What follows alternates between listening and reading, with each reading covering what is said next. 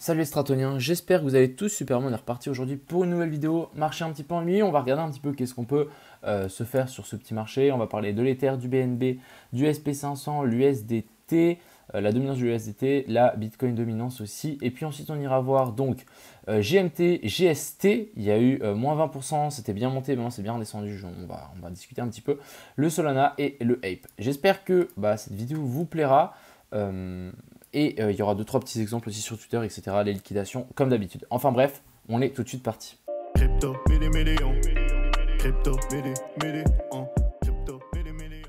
Juste avant de commencer, petit rappel, je voulais vous dire que demain, il y a l'ICO, le lancement de l'ICO de Olympus Games. J'avais fait une petite vidéo qui expliquait ça.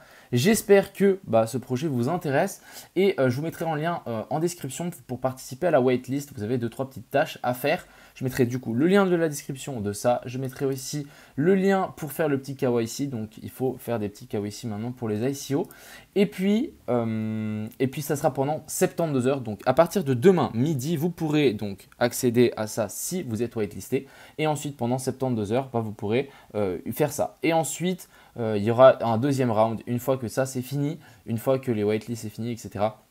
Là, il y aura deuxième round, donc là, ça ne sera pas forcément pour les gens qui ont whitelisté. Je vois qu'ici, il y a déjà 6700 personnes qui ont participé, donc ouais, ça fait un petit paquet à suivre. Il vous reste 19 heures si ça vous intéresse. Donc, je mettrai les deux liens dans la description. Et je tenais aussi à vous rappeler qu'ils font gagner donc 500 $. N'hésitez pas, je mettrai aussi le lien dans la description. Petit concours sur ma page Twitter. Encore une fois, merci à eux et on est parti pour la vidéo. Je tenais aussi à vous remercier pour ma dernière vidéo, elle vous a vachement plu. Donc d'ailleurs aussi pour les personnes qui veulent savoir un petit peu comment je trade, comment j'utilise certains indicateurs, etc. N'hésitez pas à aller la voir, je mettrai aussi le lien dans la description. C'est à mon avis une grosse vidéo que j'ai faite, donc elle vaut la peine, il y a énormément d'informations à venir chercher. En parlant, vu qu'on est sur Twitter, je voulais vous montrer quand même cette petite chart, je trouvais ça assez intéressant. Ici en 2013 ou 2014, on a fait une descente, gros bear flag au canal haussier. Et ensuite, tout le monde disait on va casser, on va casser. Moi, j'étais pas là, mais quand on voit ça, tout le monde on dit. Et en fait, on est plus ou moins dans la même chose si on regarde un petit peu ce BTC. Donc, est-ce que ici, on ne devrait pas venir faire encore une petite touchette et ensuite monter tranquillement et repartir?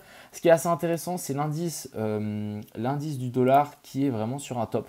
Donc je me dis, je ne sais pas si c'est encore sur un top, mais c'est vrai qu'on commence à être sacrément haut. Pourquoi pas faire une petite chasse au stop juste au-dessus et ensuite réintégrer à chaque fois. Donc je sais qu'il y avait Alan Crypto qui avait partagé une petite analyse. Je vais aller reprendre son analyse parce que je la trouvais plutôt pas mal. C'est Alan Trading, pas Alan Crypto. Il nous avait partagé cette petite analyse. Je trouvais ça assez intéressant. Donc en haut, on a l'indice du dollar. À chaque fois qu'on a eu un top sur l'indice du dollar, en fait, quand c'est descendu, il y a eu un bull run. Du coup, ici en 2017, il y a eu un top, du coup bull run. Ici en 2020, il y a eu un top, un petit bull run. Et du coup, maintenant, est-ce qu'on ne serait pas encore sur un top pour ensuite refaire un bull run? Ça, je trouvais assez intéressant à vous partager pour le coup.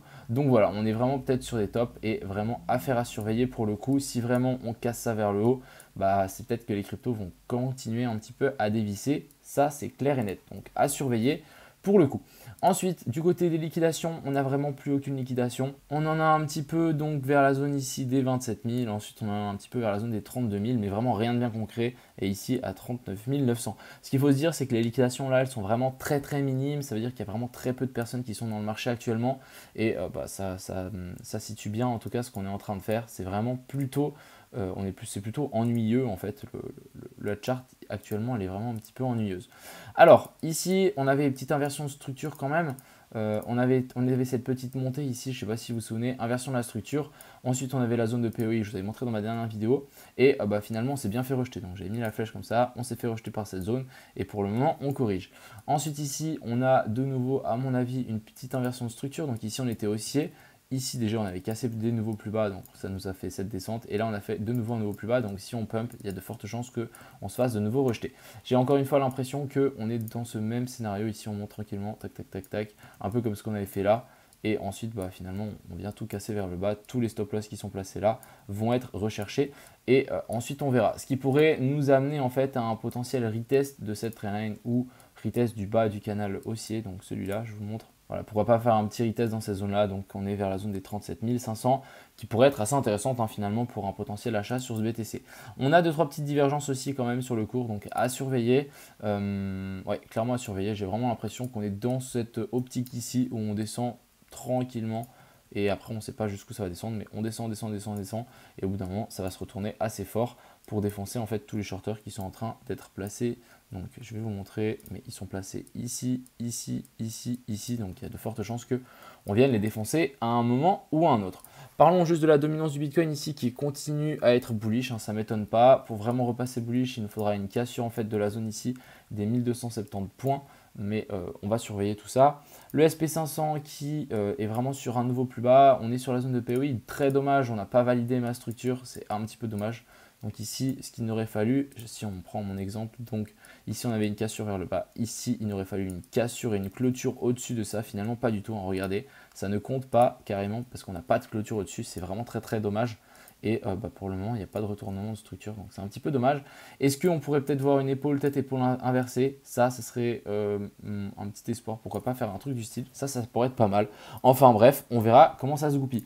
Et en parlant ici, donc ici, on a la dominance de l'USDT qui est toujours en train de latéraliser et en train de slider cette petite trendline. Juste passer, on a peut-être une divergence, même pas de divergence, bref, à surveiller, mais il peut encore vraiment tout péter vers le haut, ça ne m'étonnerait pas. Et même pour les chartistes un petit peu, on pourrait peut-être voir ici une énorme séance, donc avec même un énorme canal comme ça, si ça casse ça, ça peut aller, ça peut faire très très mal aux cryptos, hein. Ça voudra dire simplement qu'il y a des gens qui vendent la crypto pour acheter des dollars. Ensuite, des USDT plutôt, on a l'Ether toujours dans le même mood que le BTC. Je pense qu'on peut peut-être encore chercher un petit peu plus bas, mais c'est vraiment un marché relou à trader. Il n'y a vraiment rien à faire pour le coup. Donc on va simplement patienter. Et voilà, même l'Ether, hein, j'ai rien à dire, il faut juste patienter tranquillement. Du côté du BNB, on avait cassé ça, donc on est vraiment venu chercher un nouveau plus bas. On a fait un nouveau plus haut par rapport à ça, mais c'est pas suffisant. C'est vraiment pas suffisant. Ce qu'il nous faut maintenant, c'est vraiment un nouveau plus haut, vraiment beaucoup plus haut. Ce qui est pas mal, c'est qu'à chaque fois ici, on est venu chercher les stops, chercher les stops, chercher les stops. Donc au bout d'un moment, ça va peut-être payer. On aura pourquoi pas une petite zone de POI ici à surveiller. Donc pourquoi pas un retour dans ces zones pour ensuite repartir. Mais à voir. Ensuite, parlons donc des... J'ai mis cela parce qu'au moins on a quelque chose à dire si c'est passé quelque chose. Donc actuellement, on a les mints sur les chaussures, c'est uniquement en GMT et il n'y a même plus le GST. Donc c'est pour ça que le GST actuellement a perdu moins 20%, même plus, hein, depuis ici. Donc il est quand même bien monté, on est monté à 9.5, mais voilà, on a pris quand même moins 36%. Je pense qu'ils veulent faire un petit peu d'arbitrage, pas forcément d'arbitrage avec les exchanges, mais ils veulent essayer de réguler et ils veulent que ça soit smooth pour une montée vraiment très saine. Après, est-ce que ça c'était nécessaire? Je sais pas, mais c'était plutôt assez violent. Et du coup, on a eu aussi le GMT qui a eu un magnifique pump. Par contre, il n'est pas énorme que ça, hein, ce pump. Bon, ça, il y a vraiment eu une grosse correction pour le coup, toujours pas de retournement, donc il faudra quand même se méfier. Et il faut quand même faire attention avec ces tokens, donc ne shortez pas ou ne longuez pas n'importe comment, il suffit d'une news et vous êtes rect. Donc il faut quand même faire assez attention avec ça.